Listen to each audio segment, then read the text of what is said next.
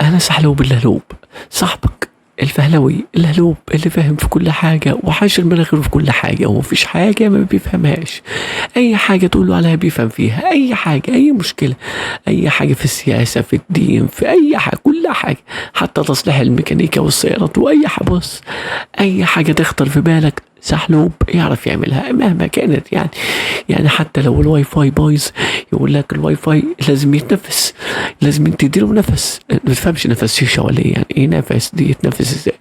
واي فاي ده هواء يا حبيبي، راوتر وقرف، قصه تانية يعني. لا لا لا لا، لازم يتنفس. يعني ايه يتنفس دي؟ واي حاجه مثلا السخان تلاقيه يلعب فيه يقول لك لا لا لا، أصل السخان بايظ. بص، الكهرباء مختلف عن الغاز، كل حاجه يعني. ويقول لك بقى ايه، لا دي بيتصلح كده ودي بيتعمل كده. فكل واحد عندنا مننا عنده برضه الفتاي ده.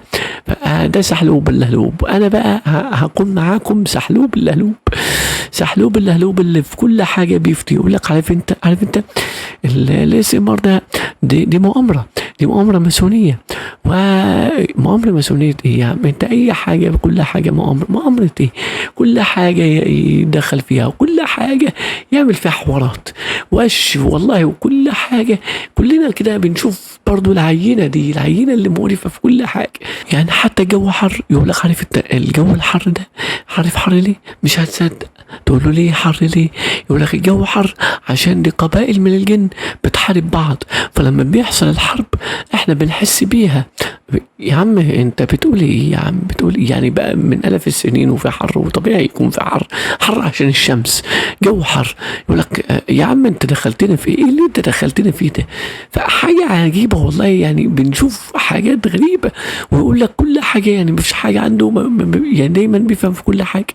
نفسي في مره قلت له في مره نفسي اشوفك يعني في حاجه ما بتتكلمش فيها، يعني حاجه واحده تكون ما بتفتيش فيها. لا هو بيفهم في كل حاجه، في التاريخ، في الادب، في التكنولوجيا، في اي حاجه له فيها، كل حاجه له فيها.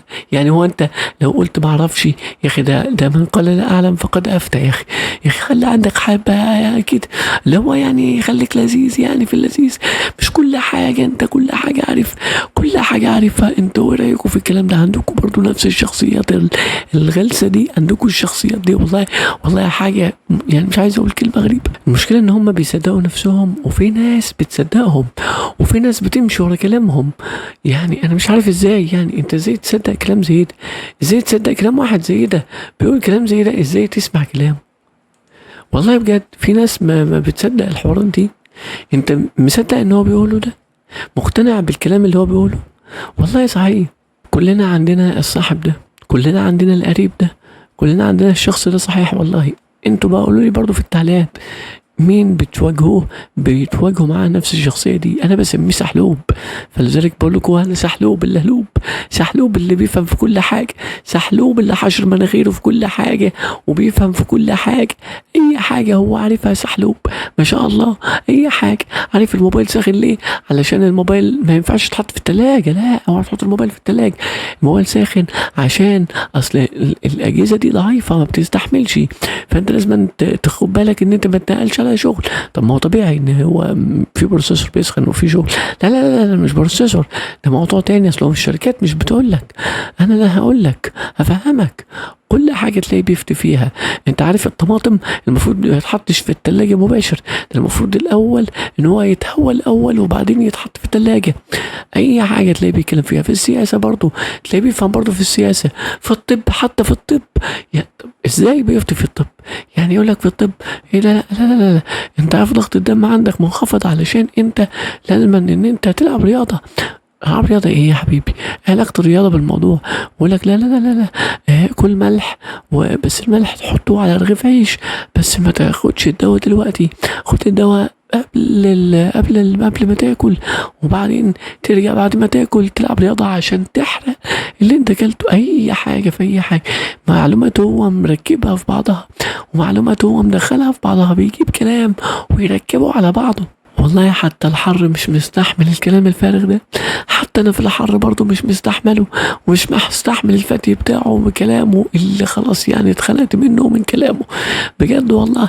يعني كل حاجة بيفتي فيه، اي حاجة عارف يقول لك انت، هم مش بينجحوا على السوشيال ميديا اي حد، هم بينجحوا بس اللي هو يتفق معاهم الشيطان. يعني كل اللي ناجحين في السوشيال ميديا دول بيكون الشيطان متفق معاهم وماضيين عقد للشيطان. كلام فارغ، اي كلام، اي هلس، اي فتي، اي حوارات، اي كلام فارغ.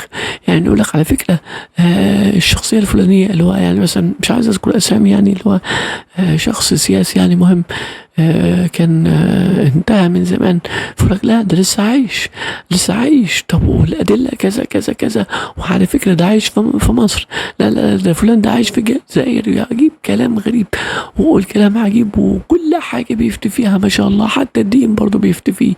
طب ازاي بتفتي في كل حاجه؟ هل انت شاطر وبتفهم في كل حاجه؟ الطب كمان بيفتي فيه، اي حاجه، الكهرباء، عارف الكهرباء بايظه ليه؟ عارف الكهرباء بتفصل ليه؟ مش عشان مفيش غاز والكلام ده، لا لا لا، الكهرباء بتفصل علشان في ضغط سياسي، الكهرباء بتفصل علشان اي حاجه، اي كلام، هو بيلقط من كل حاجه معلومه ويتدخل في كل حاجة، كل حاجة بيفتي فيها. بص مفيش كلمة تتكلم فيها إلا ما يقول بص أنا عارف ده عشان كذا كذا كذا. بجايب الثقة دي منين ما تفهمش، ربع الثقة بس اللي عنده دي، ربع الثقة اللي عنده عشان يتكلم بيها. نفسي أفهم بيعرف الكلام ده منين، أو إزاي بيتكلم الكلام ده. المشكلة إن في ناس بتصدقه، المشكلة إن في ناس بتمشي ورا الكلام الفارغ ده. يا جماعة والله ده حالة مرضية، ده حالة مرضية. هو موضوع يعني أنا كنت عايز أعمله كأنه نضحك شوية أو نهزر أو نتكلم في الموضوع ده من باب الهزار أو نضحك، لكن فعلا ولا هو موضوع سلبي، موضوع مش إيجابي خالص، موضوع إن احنا يعني نستغربه. بس عموما الفتيين دول يعني نتجنب إن احنا نسمع ليهم، لأنه الاستماع ليهم بيدمر العقل.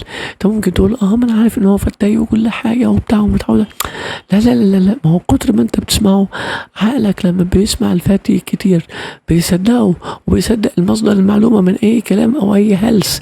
فانت حاول ان انت تتجنب ان انت تسمع اي حد هلاس، اي حد بيفتي او بيتكلم كتير في كلام فارغ او ملوش معنى او ملوش لازمة. اتجنبه خالص وما تسمعلوش، ما تسمعش للشخصيات دي.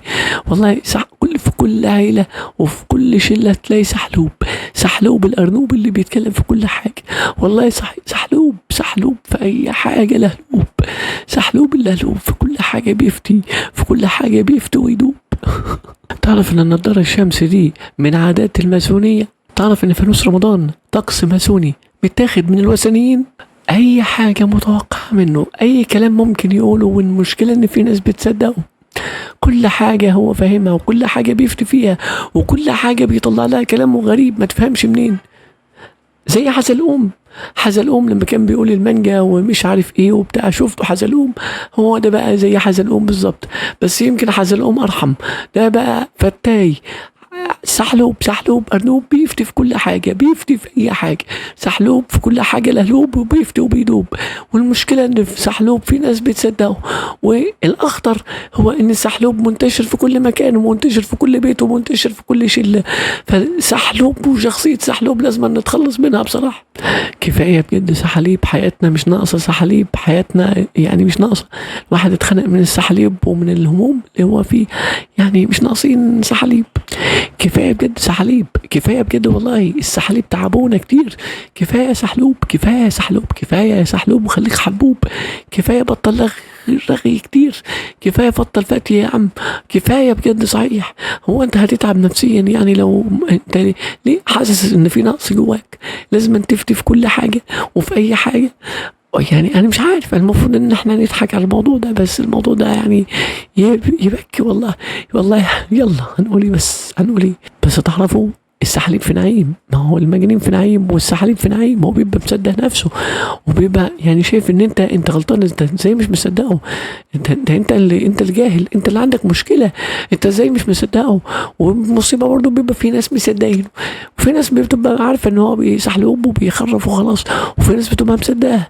واللي مصدقين دول يعني ربنا اللي اعلم بيهم والله. عارف ان المرايه فيها انعكاسات شريره؟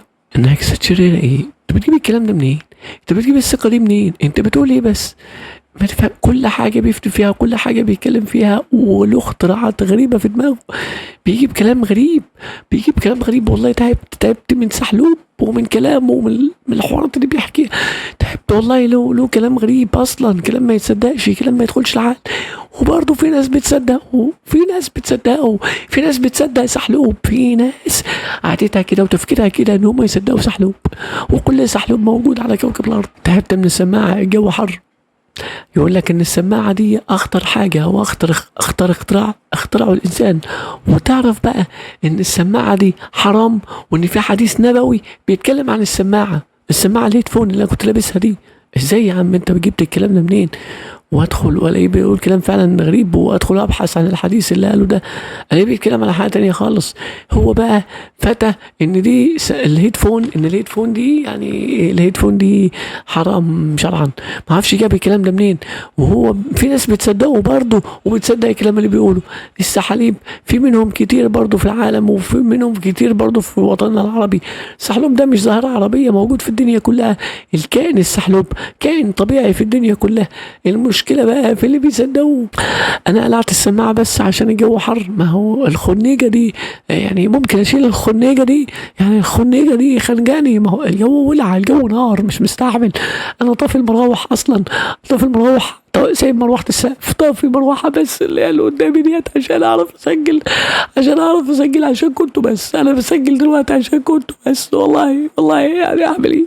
لا بجد بجد انا بسجل عشانكو. فانا بقى فتره اصلا كنت تعبان، مريت بتاع. يلا مش انا اسف ان انا ما بحبش احكي في حوارات من دي، بس يعني يعني كتبت عليه وضغط لايك وقولوا لي لو عايزين. على فكره انا غصب عني، لو انتوا قلتوا لي عايزين كذا فانا غصب عني لازم عشان خاطركم اعمل اللي انتوا عايزينه.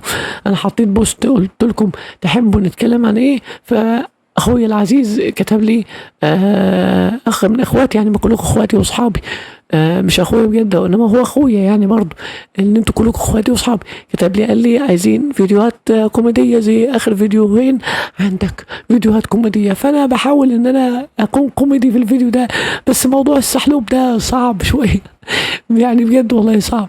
فقلت لا، قولوا لي رايكم، هل في عندكم سحاليب في حياتكم؟ وطبعا لايك واشترك معايا في القناه وقولوا لي رايك بس يعني. وايه رايكم في السحاليب اللي في حياتنا؟ نعمل ايه في كل سحلوب طلع لنا زي القلوب؟ بحبكم كلكم يا اخواتي، واتمنى تكونوا مبسوطين ومرتاحين يا اصحابي الغاليين. شوفوا الحلقات اللي فاتت، واشوفكم على خير في امان وسعاده وسلام. باي باي، سلام يا احلى اصحاب، سلام.